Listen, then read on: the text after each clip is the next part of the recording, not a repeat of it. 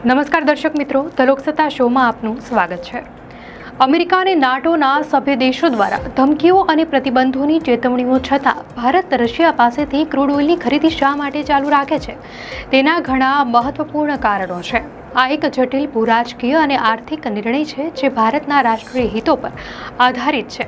America અને NATO જે છેલ્લા થોડા દિવસ પહેલા સુધી ભારતના રશિયા પાસેથી ક્રૂડ ઓઇલની આયાત પર ચિંતા વ્યક્ત કરી રહ્યા હતા, હવે તે ધમકી પર ઉતરી આવ્યા છે।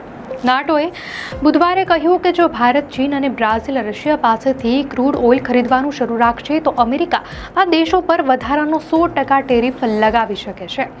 ભારત દ્વારા યુદ્ધગ્રસ્ત રશિયા પાસેથી ક્રૂડ ઓઇલની સતત ખરીદી એ આંતરરાષ્ટ્રીય સંબંધો, ઉર્જા, સુરક્ષા અને આર્થિક હિતોનું એક જટિલ ઉદાહરણ છે।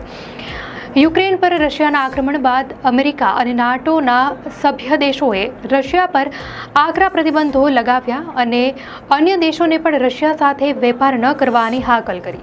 તેમ છતાં ભારત પોતાની સ્વતંત્ર વિદેશ નીતિ અને રાષ્ટ્રીય હિતોને પ્રાધાન્ય આપીને રશિયા પાસેથી મોટા પાયે તેલ ખરીદી રહ્યું છે।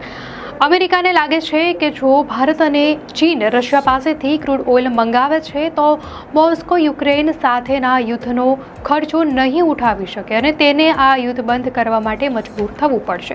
પરંતુ અમેરિકાની આ ઈચ્છા ભારત અને ચીન માટે અબજો ડોલરનું નુકસાન કરી શકે છે। નાટોનો મુખ્ય ઉદ્દેશ રશિયા અને યુક્રેન સાથે શાંતિ વાટાઘાટો શરૂ કરવા અને યુદ્ધ સમાપ્ત કરવા દબાણ કરવાનો છે। આ માટે રશિયાની આવકના મુખ્ય સ્ત્રોત એટલે કે તેલ અને ગેસના વેચાણને મર્યાદિત કરવાનો પ્રયાસ કરવામાં આવી રહ્યો છે। નાટો અને અમેરિકા આવા દેશો પર ગૌણ પ્રતિબંધો લગાવવાની ધમકી આપી રહ્યા છે। ગૌણ પ્રતિબંધો એટલે એવા પ્રતિબંધો જે સીધા રશિયા પર નહીં પરંતુ રશિયા સાથે વેપાર કરતા ત્રીજા પક્ષકારો પર લાગુ પડે છે। ભારત પોતાના ક્રૂડ ઓઇલની જરૂરિયાતનો લગભગ 85%થી વધારાનો ભાગ આયાત કરે છે।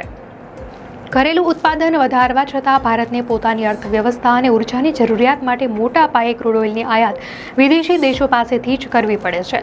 ભારત પોતાના કુલ ક્રૂડ ઓઇલની જરૂરિયાતનો લગભગ 35% રશિયા પાસેથી આયાત કરે છે, જે સસ્તું હોવાના કારણે 2022-25 વચ્ચે ભારતને 10.5થી 25 અબજ ડોલરની બચત કરાવી ચૂક્યું છે। જો અમેરિકા ખરેખર 100% ટેરિફ લાગુ કરે તો તેની ભારતની અર્થવ્યવસ્થા પર ગંભીર અસર પડી શકે છે। આ ટેરિફ ફક્ત રશિયન તેલ પર જ નહીં પરંતુ અમેરિકાને થતી ભારતની તમામ નિકાસ પર લાગુ પડી શકે છે। અમેરિકા ભારતનો એક મોટો વેપારી ભાગીદાર છે અને આવા ટેરિફથી ભારતની નિકાસ અને આર્થિક વૃદ્ધિને મોટો ફટકો પડી શકે છે।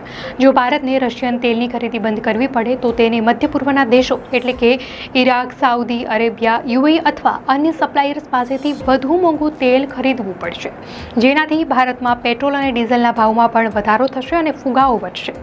નાણાકીય વર્ષ 2023-24માં જે સસ્તા દરે રશિયન ક્રૂડ ઓઇલ મંગાવવાથી ભારતને લગભગ 7.9 અબજ ડોલરની બચત થઈ છે।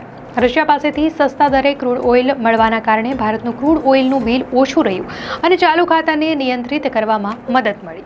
રશિયા પાસેથી ક્રૂડ ઓઇલ મિડલ ઇસ્ટના સપ્લાયર્સ કરતાં 11થી 16% સસ્તા દરે મળે છે। રશિયા ભારતને ડિસ્કાઉન્ટ પર તેલ વેચે છે, જે વૈશ્વિક બજાર મૂલ્યથી પ્રતિ બેરલ $4-5 ઓછું હોય છે। 2022-25 સુધી ક્રૂડ ઓઇલની સરેરાશ કિંમત $65થી $75 પ્રતિ બેરલ રહી, જો કે બ્રેન્ટ ક્રૂડની કિંમત $80-85 પ્રતિ બેરલની આસપાસ હતી।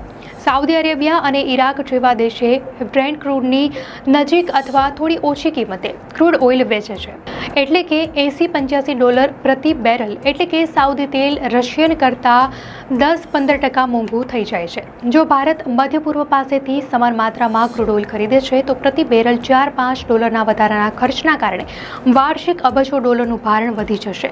તો આ અંગે પેટ્રોલિયમ મંત્રી હરદીપસિંહ પુરીએ કહ્યું કે અન્ય દેશોમાંથી ક્રૂડ ઓઇલ ખરીદવું શક્ય છે, પરંતુ તે મોંઘું પડશે અને લોજિસ્ટિક્સ પડકારો વધી શકે છે। નિષ્ણાંતો માને છે કે આ ધમકીઓ રશિયા પર દબાણ લાવવાની એક યુક્તિ છે, જો કે તે સ્પષ્ટ નથી કે અમેરિકા ખરેખર આવા વ્યાપક ટેરિફ લાગુ કરશે કે કેમ, કારણ કે તેનાથી વૈશ્વિક અર્થતંત્ર પર પણ ગંભીર નકારાત્મક અસર પડી શકે છે। નાટો દ્વારા 100% ટેરિફની ધમકી અને એક ગંભીર રાજદારી પગલું છે, જે વૈશ્વિક વેપાર અને સંબંધો પર ઊંડી અસર કરી શકે છે। જો કે અમેરિકા ખરેખર આવા ટેરિફ લાગુ કરશે કે કેમ તે અંગે અનિશ્ચિતતા છે, કારણ કે તેનાથી વૈશ્વિક અર્થતંત્રમાં મોટી અસ્થિરતા આવી શકે છે અને અમેરિકાના પોતાના ઉદ્યોગોને પણ નુકસાન થઈ શકે છે. ભારત, ચીન અને બ્રાઝિલ જેવા દેશો પોતાના રાષ્ટ્રીય હિતોને પ્રાધાન્ય આપતા રહેશે અને આ પડકારજનક પરિસ્થિતિનો સામનો કરવા માટે વ્યૂહાત્મક નિર્ણયો લેશે. આ ઘટનાક્રમ દર્શાવે છે કે આંતરરાષ્ટ્રીય ભૂ રાજનીતિ જેટલી જટિલ અને પરિવર્તનશીલ છે. આ ઘટનાક્રમ દર્શાવે છે કે આંતરરાષ્ટ્રીય ભૂ રાજનીતિ કેટલી જટિલ અને પરિવર્તનશીલ છે. દર્શક મિત્રો, આ અંગે આપની શું પ્રતિક્રિયા છે અમને કોમેન્ટમાં ચોક્કસથી જણાવશો. અને જો તમને આ વિડીયો સારો લાગ્યો હોય તો વિડીયોને લાઇક કરો અને ચેનલને સબસ્ક્રાઇબ કરો.